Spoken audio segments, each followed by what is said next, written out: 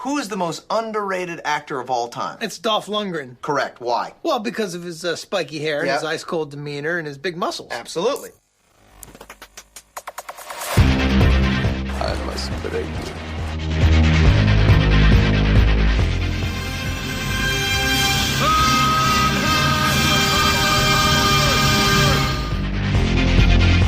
The guilty will be punished. My name is Sergeant Andrew Scott. Come on, guys, don't do this. If I don't get breakfast, I get real grumpy. I don't think you like me grumpy. And you go in pieces, asshole. Let's kick some ass.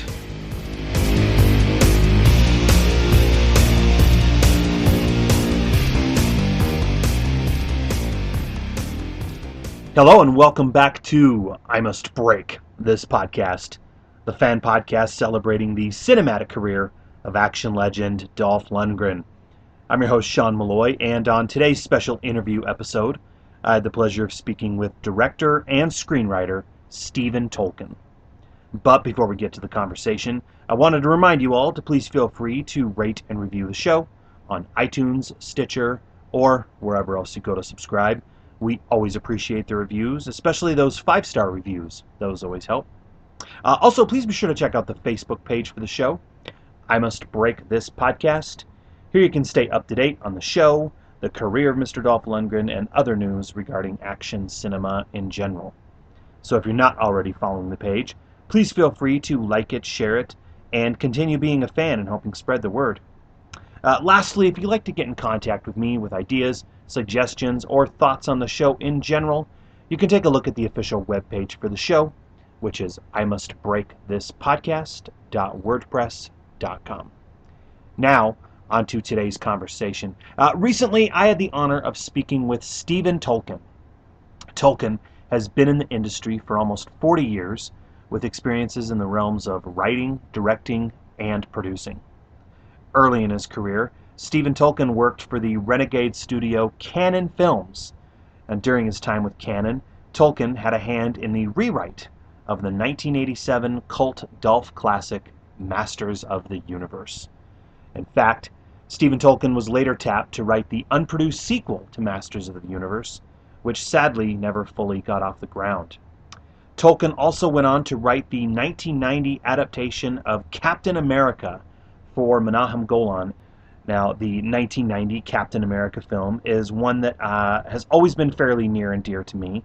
I've mentioned it on the show before, but outside of Mr. Dolph Lundgren, Captain America has always been my favorite comic book hero. And this was long before Disney and the Marvel Cinematic Universe were dominating Hollywood. While the film's shortcomings are largely evident, especially in terms of its budgetary limitations, the 1990 Captain America film is one that I've always enjoyed ever since I first saw it as a little kid. Similar to the Masters of the Universe movie, my expectations at the time weren't exactly huge, and I really didn't have much to compare either of these movies with. So seeing my heroes like Captain America and He-Man brought to life on screen was pretty surreal. Tolkin later went on to find a home in the world of television and TV movies, where he's flourished ever since. In this conversation, Tolkin and I chat his experiences working with Cannon, as well as his experiences with Masters of the Universe, and what could have been with the sequel. And of course, I pick his brain quite extensively on his script for Captain America. Stephen Tolkin was an amazingly kind and open individual who was a real treat to speak with, and who is still working to this day with plenty more projects in the pipeline. So, for your listening pleasure, is my conversation with Stephen Tolkin on I Must Break This Podcast. Well, again, first of all, thank you so much for taking the time to speak with me today. I really do appreciate it. And like I was telling you, I mean, your filmography is extremely impressive, but there are two films in particular on your filmography that really helped shape my childhood when I first watched them years ago. So thank you. Well, then you must have had a fairly demented childhood, but that's...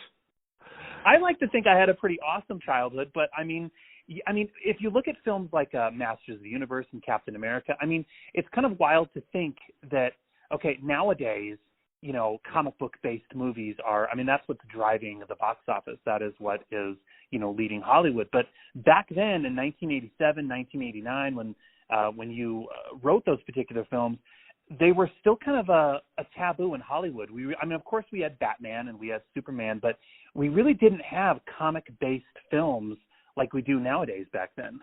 We were fringe. Since then, the nerds won. Yeah. The nerds took over the castle, right? Yeah. And I love that. I was, that's a triumph, that Comic-Con went from being this weird fringy thing to being the center of the universe. It's gorgeous. I was never exactly the comic book kid. Growing up, I read at summer camp. I would spend hours lying in my bunk, in the warm bunkhouse reading two things: Superman and Archie. And I didn't like Batman very much because he didn't have superpowers. I couldn't figure out, he just kind of jumped. I couldn't get behind it, I really wasn't exposed to Spider-Man. I don't think I'd ever heard of Captain America. It simply didn't cross my consciousness as a kid in the 60s. But Superman and Archie, I read every single one. That was my thing. Well, and speaking of Superman, that's an excellent segue, because some of your early writing gigs were for Canon Films, but interestingly, this was at the tail end of their run. And yes. Any fan of film, okay, is familiar with the notorious Canon Films. The film that you were the documentary Electric Boogaloo, where you were interviewed. That is, I think, an amazing documentary. But yes. I always get the impression that Canon Films were kind of like this wild, wild west in a sense. It had to be pretty amazing working for them, right? I was a young screenwriter, and they hired me, and I had children, and I supported myself with Canon Films when my children were very, very little. It was impossible to get paid by them. Absolutely impossible. They would just never. Their default position was screw you. And so finally it got to the point where the only way you get paid is my agent would call them and say, "Script's in my office. Send a messenger with a check." And that's how I got paid. Otherwise, there was no getting paid. And once, before we did that, I had handed in a script, and they wouldn't pay. They would just simply no. Well, whatever, maybe. And my wife went to their offices and walked into the head of the office of the head of the company. It was Chris Pierce, who ran the place, and walked past the secretary with my 4-year-old and my nursing infant, and nursed the baby on the desk chair in this guy's office till he gave her a check. It was about 6 hours. She sat there for 6 hours while the kids played, and she nursed the baby and hung out. And they didn't try to make her leave. They just understood, and finally someone came with a check. That's how Canon worked. They were, I'm going to not put too fine a point on it, they were horrible. That's another story. Well, and I was going to ask if you could divulge because it seems like everybody has their own Canon Film story, and it sounds like you obviously have quite a few, that being one of them, obviously. So. I've told many of them many times, so I'm trying to think. I don't think there's anything I can tell you that I haven't told before.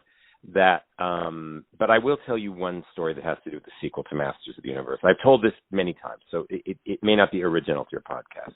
I'll try to tell it succinctly. Developed a story. They came to me to do, I did a rewrite on Masters. Let me go all the way to the beginning. They sent me the script for Masters. It needed a rewrite because Gary Goddard, the child molesting Gary Goddard, I will just say, had written a script for them which they hated.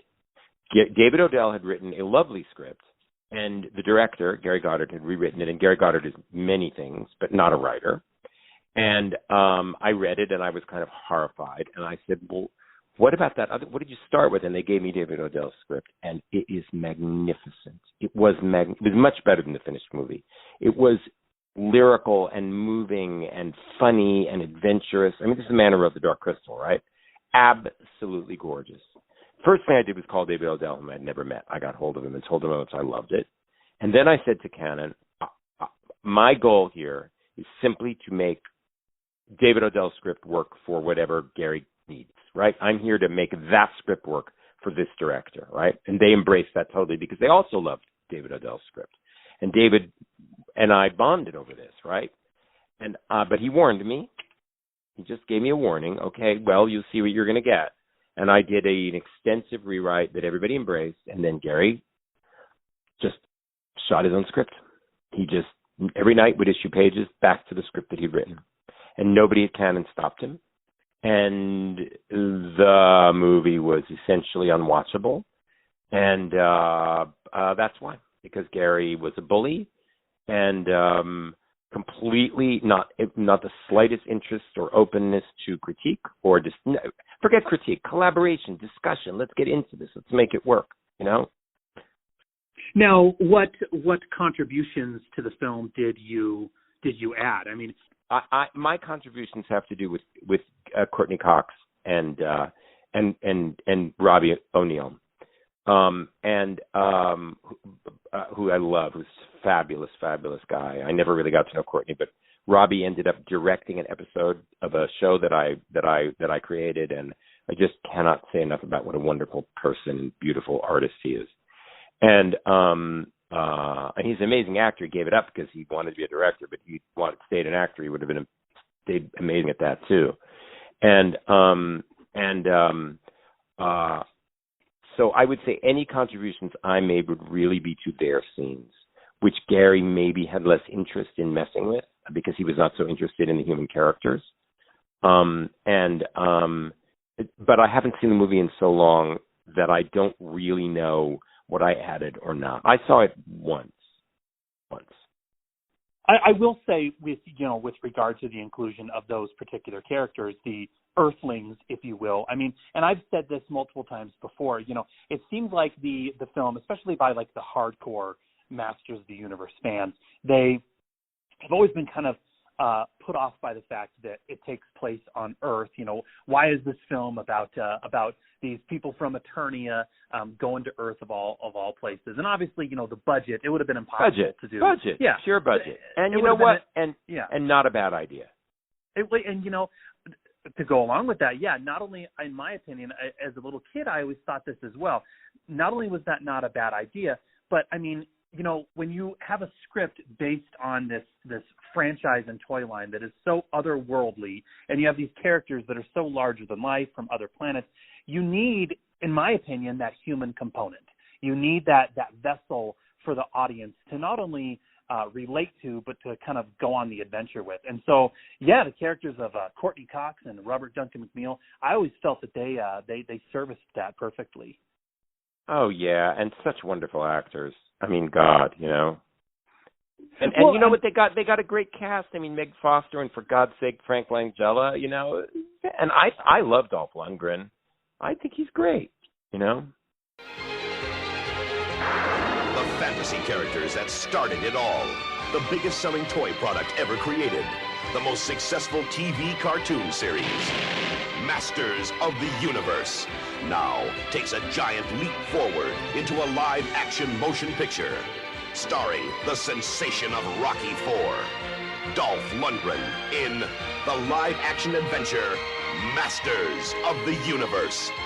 The fantasy becomes a reality. Yeah, well, that was going to be my question. I mean, because when you were brought on board to do the rewrites, I mean, I imagine Dolph was already attached at that point. So were you writing? Yes. Oh, I came on. Okay. I came on while they were in prep. Okay. They were prepping the movie. They had all the actors. I had long meetings with Meg Foster and Frank Langella about their roles. It was thrilling for me, and they were, they comported themselves magnificently in this crazy thing. Although, the everything was so low budget around them. Although interesting, look at who cut it. I mean, Ann Coates was the editor. She edited Lawrence of Arabia, for God's sake. I mean, It's phenomenal. And she was amazing. I got to hang out with her a tiny bit. I just loved her. Well, and I've said it before. I mean, look, I've watched a lot of Canon films, a lot, and I will say, out of all the films that Canon has done, I always felt that, and obviously I'm a little biased too, I'll say that, but I feel that Masters of the Universe is actually one of their best looking films. I mean, if you compare Masters of the Universe to Death Wish or Missing in Action or Ninja 3: The Domination, any of the, crazy titles they did, Masters of the Universe, I think, looks the most polished. interesting. I haven't seen it in so long. I truly can't comment. I just, it was a dispiriting experience watching it for sure. Although I did not have a feeling of authorship about it. It was more like, really, my feeling about Masters is just like I was a crew member. I passed through. I added my little bit. They took what they took. They didn't take what they didn't take, and it was just a fun adventure in my lifetime. Not something that I consider in any way mine. And that I have to be very clear about that. I passed through the experience of the making of that movie. I have no feeling of it being mine.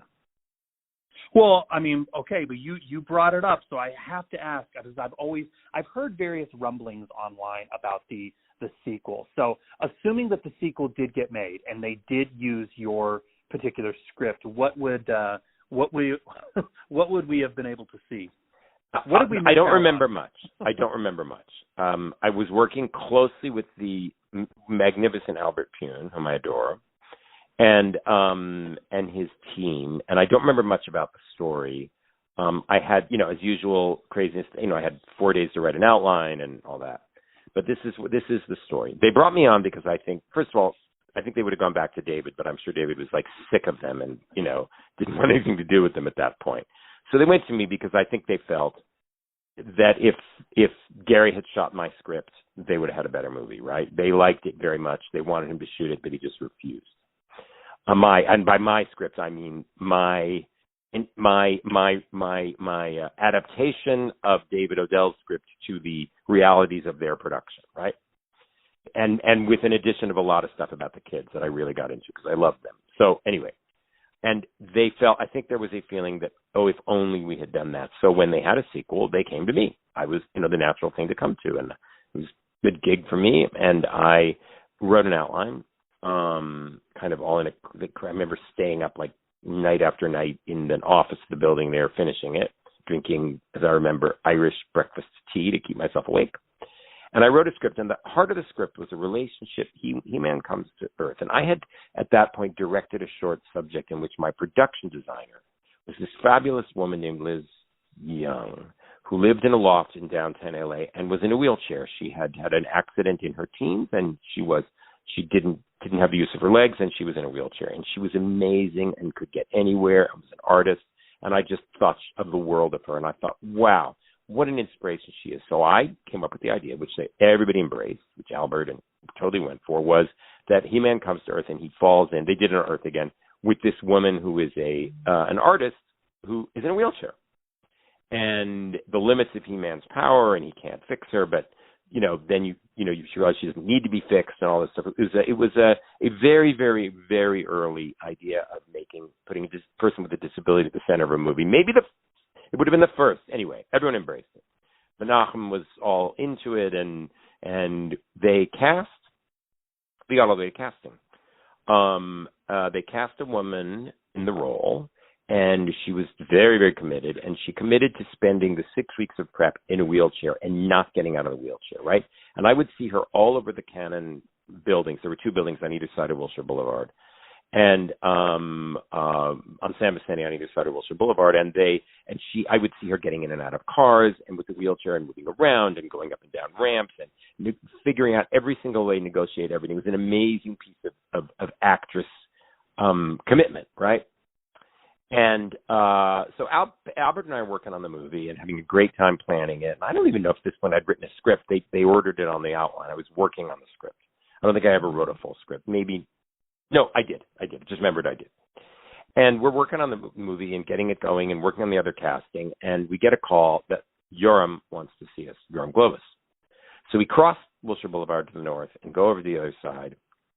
And we sit down in his office, and Albert goes like, just, stay cool, whatever. Albert's amazing. And we sit there, and Menachem had gone out of town, so Yoram was in charge. He'd gone to Israel. Yoram was in charge, I think, to make a movie, so extendedly. And he looks at us, he's glowering, like just glowering and frowning and scowling. And he puts his hands on the desk, and he leans forward, and he says to us, "Nobody wants to see a cripple." Just like that. And he said, take her out of the wheelchair. And that's it. So the heart and soul went out of it totally. So Albert goes to the actress, finds her, laboriously figuring out how to get in and out of her, I think, Volkswagen it was, with the wheelchair, and tells her, we're changing it. There's no wheelchair anymore. She's not going to be in a wheelchair. A woman was like, oh, damn it. I was really looking forward to that. She went skiing that weekend, fell, broke both her legs, and was in a wheelchair for 6 months. You can't make that shit up. You know what I mean? Anyway, as far as, that in itself is the whole story. But the rest of the story is, at that point, we proceeded to make the movie. Now, this is why this whole thing about the Laird Hamilton version, I don't know where that is in the timeline, because I'll tell you my memory of the timeline. Albert proceeded to make the movie with this kind of sucked out version where she wasn't in a wheelchair. I even completely forgotten how we adapted the movie, what we did. It's at that point, the curtain falls in my memory in terms of what I did. Maybe Albert took it over and did that other version with the football player. It's possible that I didn't. I don't know. I know this. The toy company, which company is it? Mattel. Mattel had a department for dealing with media, right? And every day Albert made notes. No, he wouldn't wear this kind of medal. No, He-Man wouldn't say that. No, you can never show She-Ra doing this. No, you can never show that. And finally, to their credit, Menham and Yoram called them and said, you know what? Enough. We're not making the movie. You're too much meddling. We just won't make it. It's too much trouble. And the karmic upshot of that, I heard, is that Mattel instantly fired that entire department, all the people who'd done that. But it was too late. They just didn't make the movie. And that's what I heard happened to the sequel. Interesting. Yeah, it's really kind of wild how there's so many stories regarding this sequel. Obviously there's multiple drafts that were written. And then, have you read drafts of it? Unfortunately, I haven't. And if you still have your draft, I would love to read it. You know what? I have an attic that has been filling up since we moved into the house in 1987, which is right around these events, right? Uh-huh. And I'm not a hoarder, because the downstairs is clean as a whistle. But up in that attic, it needs an A&E reality show to come in. And I believe that I will find the script or outline for it in there. And people have been asking me for there's a couple of people have been asking me for the Captain America script forever. And if it's in the attic somewhere, and one of these days I will have the time and breath in my life to go up there and find it. And if I do, I will find the Masters of the Universe sequel for you, and I will give it to you, and you can make whatever use of it you will. I remember being very, very, very pleased with my kooky little story about He-Man and the girl in the wheelchair.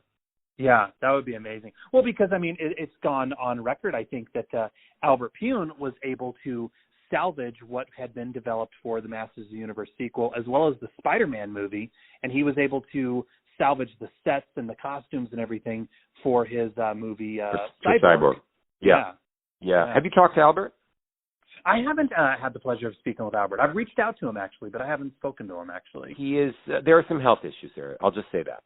So that may be why. I talked to him about 2 years ago. He's just a fabulous person. Just such love of film, and he's fabulous. Just a beautiful guy, beautiful person.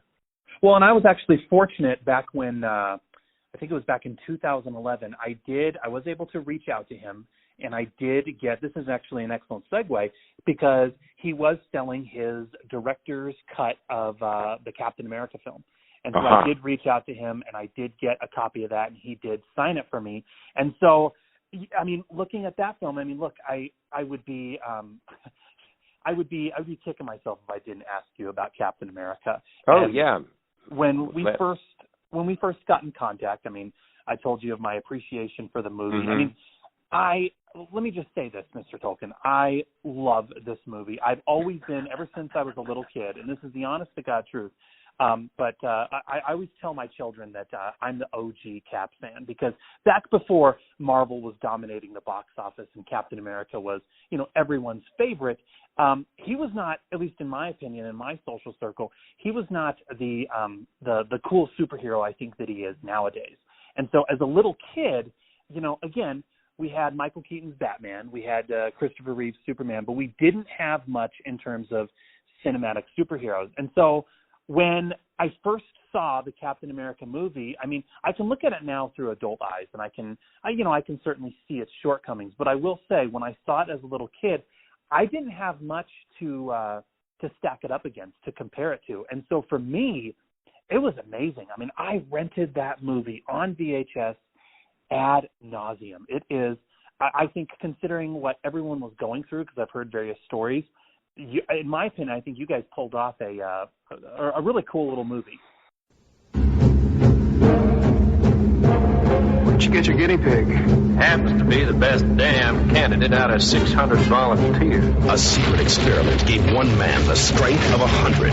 The rest of the world, he's just codenamed Captain America. And the power to save millions. The Jerry's had an experimental rocket ready to fire at a target somewhere in the United States. Only he could defeat a superhuman madman. They got a fella called the Red Skull heading up their outfit. All we can hope to get in there is one good man. But saving the world left him trapped in an icy grave until fate released him to finish a battle started decades ago. Yeah, he's still alive. We don't know where he is or who he is. Now, an evil genius is on the verge of global domination. Captain America, you gotta help us. And only Captain America can stop him.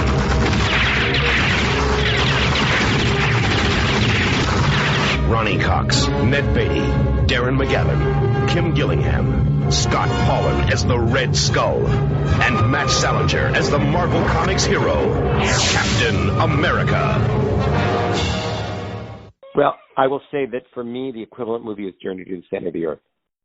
The movie that I couldn't rent it on, you had to see it when you could see it, because there were no VHS, there was no way to see it on demand. But Journey to the Center of the Earth completely dominated my imagination in my childhood. And when I saw it in my 20s, I couldn't believe what a bad movie it is. But it absolutely just filled my head and changed my life. Have you ever seen it? The old 50s Journey to the Center of the Earth? Yeah. And I mean, incredibly fun, but also a bad movie. I'm very happy that you like Captain America. I will say my experience was this. I needed money. I was a young screenwriter, and I got asked to write this movie. And I was excited to be able to write a movie. There was an existing script by, what's his name, Larry something, that had a couple of pieces in it that I took. It was just a different direction than they wanted to go. And I was not familiar with Captain America. I was not a superhero fan, as I said. I was DC, not Marvel, if anything, and I liked Superman when I was 10, but I had not remained that. And I was cynical, and I was not idealistic, or I don't know. I read the comic books. I read a bunch, and I said I could not see how to do it straight. I just could not see how to do it straight. I'm going to cut slightly ahead of the game and say when I saw the new version with Chris Evans, I said, well, that's how you do it straight. And I love the new version. Love. And I wanted to call the writers, whom I do not know, and say, guys, I was so the wrong writer for it 20 years ago, and you guys are so the right writer for it. But back to my story. And because I really wasn't the right writer for it, but I wanted to do it. Because it was a job and it was fun, and it was very likely to get made. So I read the comic strips, and I was going, how do I do this? I don't believe in this sort of patriotic superhero thing, and it's just so innocent and gung ho, and I just don't feel it. And I was, it didn't fit my politics, although it's not political. It didn't feel like it fit my politics, and I just couldn't understand it at all. And I was driving through L.A. and this Gil Scott-Heron song came on called Winter in America. Do you know the song? I'm sure you don't. No. And it was all about it's winter in America, and there's a lyric, and all the heroes have been killed or betrayed. That's it. And all the heroes have been killed or betrayed. And suddenly I saw the entire movie. And so I said, there is a way to write a leftist superhero movie. There is a way, right? So I did it. I don't know if you ever felt the leftist politics in it, but that's the point. And Menham said it has to be Italy for reasons that nobody ever knew, so it became an Italian fascist rather than Nazis and all that, right? But there was one Captain America comic, which I'm sure you've read, where he gets frozen in ice and comes back in the 60s, right? Yeah. And so I made it, he comes back in the 90s, right? So instead of it being Captain America walking around and seeing hippies and going, what's wrong with them, It was Captain America walking around seeing yuppies and going, what's wrong with them? Nobody has any idealism. Nobody cares. You know what I mean? That was the idea. It was a completely different take. So I said, well, that's a story I can tell because it becomes a story about now, right? So everything grew out of that. And then the idea that it was the implanting of the microchip and somebody controlling the American president that may have come from the earlier draft, probably not. But it was all about a fascist takeover of America, right? About turning Ronnie Cox into a tool of fascism. Well, you can see there's a certain resonance to the present day from that, right? And so because we came very, very, very, very, very close, and I actually believe it's parallel because I actually think that the Russians did plant effectively a microchip in Trump's head to guide him to leading America to totalitarianism. So the movies come true. We narrowly escaped that bullet, very, very narrowly, and we may not escape it yet. So that was what I was writing about. And that with that fuel, I think I wrote the script in a week and a half. And it all kind of just came together, and the Italians and his childhood as his little boy, and he was taken by the fascists and bent into something evil, that there was something good inside the Red Skull, and Dr. Vasari and with the whole idea that the Red Skull and Captain America were both bent by the same hand of evil and all that. That all came very, very quickly once I knew what I was saying. Once you know what you're saying, they were brothers, right? Once you know what you're saying, it comes easy, and it just flooded out of me, right? And I was dazzled by the reaction to it because, and this is the best thing about the entire experience for me. It goes without saying, was getting to know and hang out with and become close to Stan Lee. That was everything. Now, Stan Lee in those days was not what he is now. Stan Lee was a cult figure, not a figure of universal stardom. You know, he was a cult figure, not a megastar. And but I got to tell you, he was one of the great people I've ever met in my life by any standard. Not only in terms of his artistic genius, but just as a human being, one of the great, generous-souled people I've ever met. And he said to me, "This script is genius. It's the best script ever written of any of my blood." I mean, he could not say enough. And for a young writer, this was amazing. And the reaction from the actors, Melinda Dillon, at that point was at the height of everything. You know, she was a Spielberg. You know what I mean? That Melinda Dillon, who I was completely in love with from Close Encounters, she was my favorite actress in the world. That she was in it, and she came up to me and kissed me on the cheek and said, "You're a genius." I get called a genius. Maybe it's the only time I've ever been called a genius. Really, that's it. Stan Lee and Melinda Dillon. That's it. The two times in my life. You know. I'm an above average writer. I have ability. I'm talented. I can do it. I have a career. You know, there's a reason for it. But that script elicited comments from those two people that I have not deserved and have not heard. Right. And the team that he got, there was something about that script that touched a nerve in people. I think they liked its politics. People liked its politics. They liked it how atypical it was to the usual superhero movie. They shared my feelings about straight superhero movies, feelings which were, I must underline, mistaken. I was wrong, Sean. I was wrong. I was the wrong writer for the project. You know, I don't think so, because okay, if you look at the film nowadays and you compare it, I mean, it's a different version of Captain America. But the one thing that I've always enjoyed about it is, okay, yeah, there's some criticisms that Captain America seems to be running from his attackers, and yes, he doesn't wear the costume throughout the entire second act. However, this is how I interpreted it, and I don't know if you did it the same way. I mean, but, okay, first of all, okay, this was the early 90s, late 80s, so movies around that time movies based on comic books were still kind of in that phase where they were sort of embarrassed to be based on comic books. So you couldn't have him running around in that red, white, and blue the entire movie. At least that's how I interpreted it. But the other way I interpreted it was, okay, you have a Steve Rogers who has this innocence and this naivete about himself, to where he almost views himself as being unworthy of living up to the mantle and wearing the costume. And that's how I interpret it, as he was this guy who he didn't look upon himself as being as being the hero that he needed to be. And so by the end of the movie, when he puts on the costume again, he's thinking, okay, you know what? I got to do this. That's how I interpreted it. I like that. I'll go with that. I think that's good. Okay. I think that's good. I really want you to read the script. I would love to read the script. The movie is not the script for a few reasons. There are many, many, many diversions from what I wrote. I don't remember what they are. I just remember going through that experience. One is Albert had less money than he needed, right? So he had to make alterations as he went along. He was away in Yugoslavia making the movie. After saying this movie has to be Italy, I have to shoot in Italy, then they shot in Yugoslavia. We bent the whole story around Italy, and then it wasn't shot there. Although Albert did a great job with locations. They look gorgeous. And so there he is in Yugoslavia. I'm not there. I was actually in Russia, of all things, working on another project for part of the time he was there. I was on the set. The only time I was on the set was the day I shot my scene, where I played the photographer at the wedding. Right. I was going to ask you about that. Yeah, and that was shot somewhere in South Bay, LA. We'll talk about that, but that was a very fun day. But so they were in Yugoslavia, and so he didn't have me to work on the changes with him, and so the script had to be altered as it went along for budget reasons that were inevitable, and just a lot changed, and also the script was too long.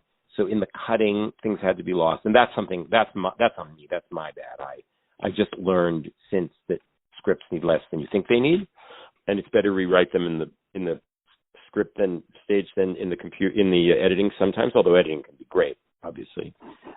So it is not the movie I wrote, but I have a feeling even if they had shot the movie I wrote, I might have the same problems with it. And yeah, he runs from his attackers. I want to read the script to see if I did. I've read recently a review where someone says, he pretends to be sick twice in the movie or something like that. I have no recollection of writing that, and I'd be very curious to find the script and find out whether that was me or something that they did for some exigency or other in the course of. I don't know.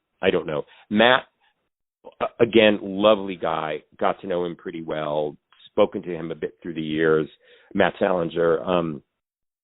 He may have been. He was the right choice for the script I wrote. Right, a more introspective Steve. You know what I mean? A more whatever it is. But he wasn't. He wasn't. He and I were both not exactly the right match for the material. But was a lovely actor and did a great job with what it was. Well, and I know that this was, correct me if I'm wrong, but I know that this was intended to be like a really big theatrical release. And then suddenly the budget is dwindled and the film had to be simplified. And then unfortunately, because I remember being a little kid, I remember seeing the poster for the movie in theater lobbies. And I remember it was in a bunch of trade magazines that were, regarding the film's production, because I picked up an issue of what was it, Cinefantastique, I believe it was, and so it was they were hyping and promoting the Dick Tracy movie, and of course Batman and Ninja Turtles, and Captain America was in there, and then it just sat, and because people saw it. Yeah. It sat because then people saw it. Okay, so. Oh my God! You were how old when you first saw it? Okay, so if I go back, when I saw the posters in theater lobbies, I was 8, but I was not able to finally see it because it got released to VHS in the summer of '92. So I was 10 years old. You were 10 years old when I finally was able to see it. But I will say too, it was, of course, my love of Captain America and this movie that made me want to be Captain America for Halloween that fall. And around that time, if you can go back this far, we didn't have the cool Halloween costumes that the kids have nowadays with the muscles. You had to make it. My mom had to make this thing. So wonderful. Yeah, but okay, so the screenings, the film is screened, I imagine, and you see it. What were your reactions when you saw the final cut? I was about to answer that. So I went to see it with a couple of friends, a bunch of friends, actually, a whole pack of friends, many of whom were sort of in the Cannon family. Like, we all sort of went to this screening together. It was at the Directors Guild Theater. The old Directors Guild Theater on Sunset. I remember it with frightening clarity. And I saw the movie, and it ended, and there was a sushi bar next door. And my friends, I remember exactly who they were, had to lift me by my arms out of the seat, help me up the aisle, practically carry me next door, and pour sake down my throat. I remember literally being held and my head tilted back, and somebody taking a glass of cold sake and pouring it down my throat to revive me. So this is interesting to me. So, looking at your script for the film and what was ultimately shot, I guess, why were you disappointed? Or better yet, what were you hoping would make it to screen and was unfortunately cut? Because I imagine your script had to be simplified because Albert and company didn't have the budget to pull it off. So what was cut? It's not about cut. It's not about what was missing. It's not at all about that.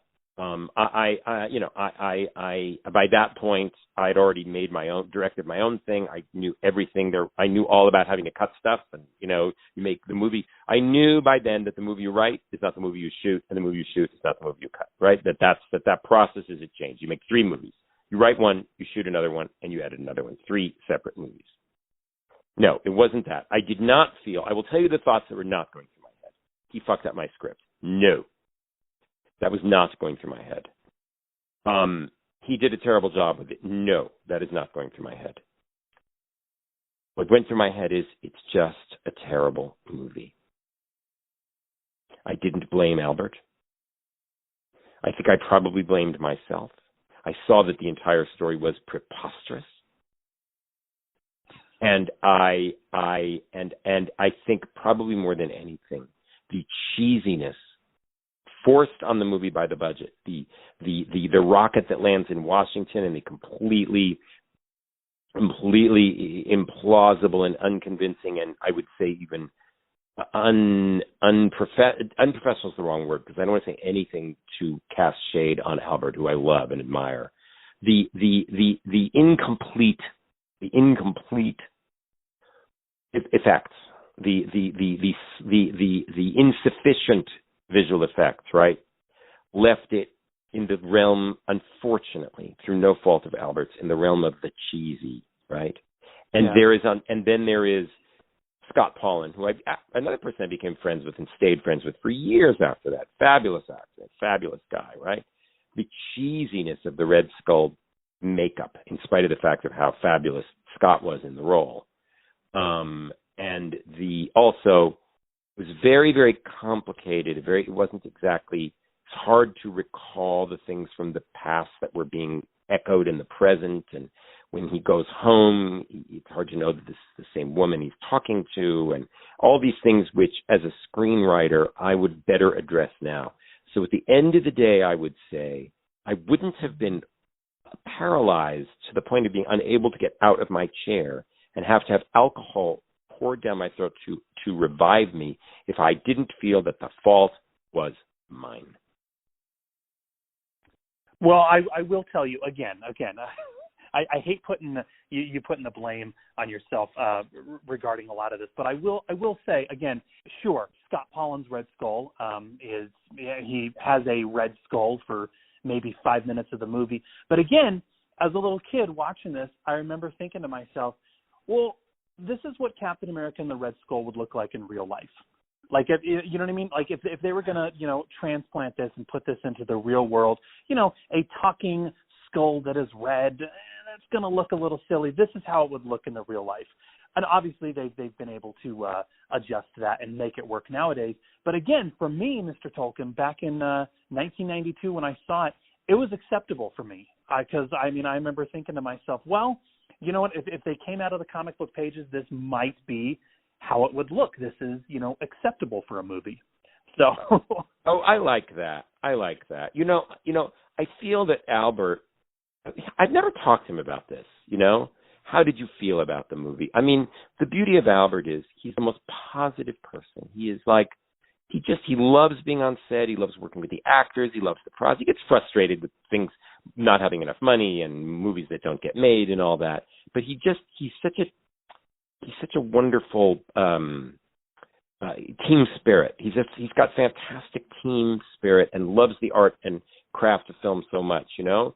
So, but I never asked him what he thought about it and what he felt about the ways in which it fell short, you know. And I would hate to think that he would hear this and think that I held anything against him. He directed with such verve and vigor and joy all the way through, and that's why I take it as much on me as on anything else. I'm just going to say I'm going to split this with Menachem Golan, The Problem, you know, and leave Albert in the clear.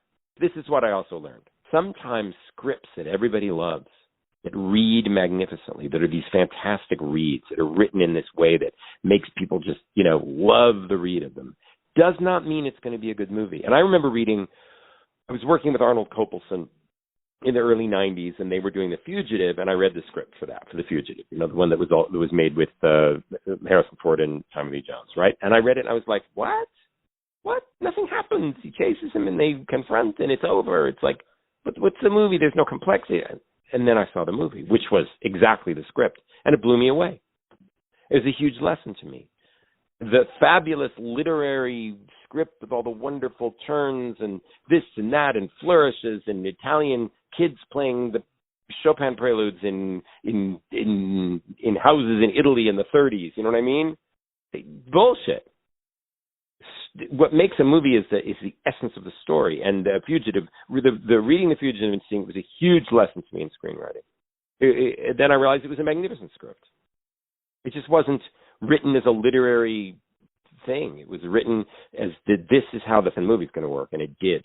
Well, okay, so if we step slightly outside of the realm of Masters of the Universe and Captain America, I mean, I've noticed, I mean, you've really flourished in the world of television, obviously, and TV movies. I mean, so I guess I'm just kind of curious. I mean, do you prefer writing and directing and working on you know, films that are meant for television, or I mean, do you approach a you know, feature-length film the same way as you would a television movie? Well, like, how does that work? It's a very simple story.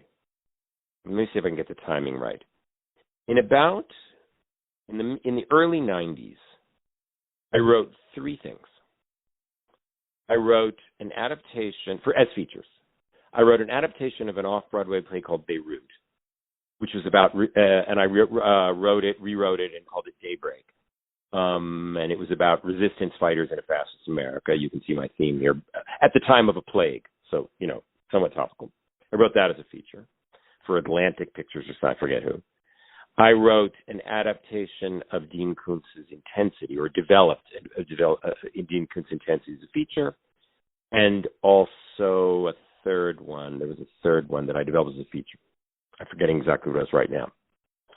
And they all, within a space of a few years, got made on television. And I had at that point been writing features for many years, and all of which, except for Captain America, had not gotten made, right? So these three things I write for features get made on TV and all do very well. They're all, you know, they all work out.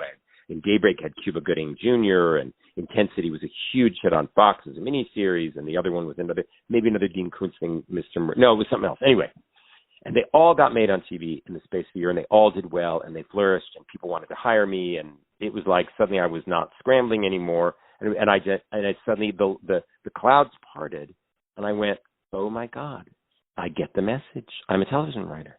This is where I've landed, and it just felt completely right, and I lost all interest in writing features at that point. It's very interesting. I was in an airplane on the way to Toronto, on the way to go direct the script for a television movie that I'd written with Christine Lottie, one that I really loved called Judgment Day. And I was sitting there, and I'd just written a feature script for New Line. And I sit into my seat on business class, because I got to fly your business class, because that's the union deal. And sitting across from me is my executive from New Line, Richard Saperstein, reading my script. That was his airplane reading. And we smiled at each other, and we said, this is awkward. And I faced forward, and I realized my two lives, my feature life, which had gone on for about 10 years at that point, and my new life in television were just like they crossed each other in the ocean, going in different directions. And I felt this enormous sense of, I landed where I'm supposed to be. And I never looked back. And I have not stopped working, really, since then. And before that, it was always a struggle. I've done two things in TV. I love doing true crime because, and I started doing it. I did my first one in 1998. Oh, actually, no. It came out. I actually started in like 96. And I love it because it's human behavior at its extreme on display. It's like normal people doing insane shit. You know what I mean? There, but for the grace of God. Oh my God, any of us could be pushed that far. I love that. And I love doing that. And I've also created a bunch of series. I've worked in series equally. You know, I've worked on stuff I've created on my own and stuff that I don't know if you as a genre person watched Legends of the Seeker, but that's like one of my favorite things I've ever worked on. You were too old for it at the time, but, or I don't know, maybe not, maybe it wasn't your show, but I loved working on that, and I loved working on Perception and Brothers and Sisters. I have a wide range of stuff I'm interested in. But as far as your question, the other day, about a month ago, an idea for a feature floated into my head, and I'm going to sit and noodle with it a bit, but I haven't really thought about it in decades. It's just not, it wasn't where my destiny lay. Well, you know, I mean, it's interesting because I remember watching Somewhere Between when that premiered in the summer of 2017. I mean, and yes. Paula Patton, I've always enjoyed Paula Patton. I think she's yes. an amazing actress. But yeah, that was really cool. You know, to see that one when that one was on television. And you know, it's interesting because I think anymore, not just for, I mean. And if I'm completely wrong in this, please let me know. But it seems like anymore, especially nowadays due to the pandemic shutdown that we've had, it seems like working in television is almost preferred by audiences nowadays, thanks to a lot of these streaming services and whatnot. I mean, well, at this point, what's the difference between television and movies? Because nobody's. I mean, how do you know an Emmy from an Oscar? Exactly. I've seen all the movies this year. I haven't been in a theater. I've seen everything on TV. So I don't know how they decide which gets nominated for which. I'm not even kidding. Well, even my wife, I was talking about this the other day with my wife. She actually has gotten to the point, I mean, we have kids now and everything like that. She actually prefers picking up a television show and watching an episodic television show as opposed to sitting down and viewing a film. And obviously, you know, she has her reasons, as do other people. But it's really interesting nowadays. I mean, if you look at a lot of teenagers and just, you know, young adults in general, the idea of sitting down for an entire movie is almost kind of, you can't even fathom it anymore. It seems like people prefer an episodic television show. And even if it is going to be a movie, we like the idea and the comfort of, okay, we can watch 30 minutes tonight and then watch another 30 minutes tomorrow night. Yeah, I know what you mean. I know what you mean. Absolutely. Yeah. Well, my wife and I love to commit to a series and just hang in this is interesting. I'm a huge fan of Song of Ice and Fire. I mean, I read, you know, George R. R. Martin. I read every word of it. I ate it up. It was one of my favorite books of all time, absolutely up there with Lord of the Rings and War and Peace, you know, is my favorite books. And I think it's the mashup of the two. And I refused to see the show. I was like, my kids were like, you have to see it, Dad. I know we love the books too. I said, no, I don't want their images in my head. I want mine. I know my CRC. I see my everything. I don't want to see theirs. I want to see mine. And my son's like, no, Dad, I'm telling you, it's really good. You're going to love it. No, absolutely not. And then, so they went through with it 6 seasons, and the last season's coming up, whatever the last season was. And it was like a month away, right? And my wife and I looked at each other and we said, fuck, let's just do it. So we binged all of the seasons in 2 weeks. 8 hours at a time sometimes. We would just sit there in our living room with blankets across our knees and order Indian food and watch entire seasons in a day. And it was a fantastic experience to see that whole epic in a few weeks. You know, It was fantastic, and my kids were right, and it was awesome. You know, I'm glad I did that. Have you and your wife watched? To go on a slight little tangent, but have you guys watched Your Honor on Showtime? No, is it good? It's amazing. It's amazing. I will watch it. So, well, this has been an absolute pleasure. Obviously, I want to be respectful of your time, and I appreciate you sitting down with me and talking as long as you did with me about these silly little films. Like I said, you can, as I told you earlier when I wrote you, you can rest assured that these films have have made an impact on me. So thank you very much. I'm very, very glad, and I just want to end by saying I remember my time at Canon only with great fondness. It was a source of many great stories. Menham and Yoram, in spite of things I've said about them, were generous in spirit in their willingness to just make tons of movies, right? And just hire tons of people and make tons of movies and just put stuff out there, you know? And that you have to thank them for. And for a young screenwriter who wasn't getting stuff produced, to just be in the game and have and see stuff made was absolutely thrilling. I wouldn't have missed 1 second of it for anything, and I especially would not have missed getting to know the amazing and wonderful Albert Pune. So thank you so much for your interest in all of this.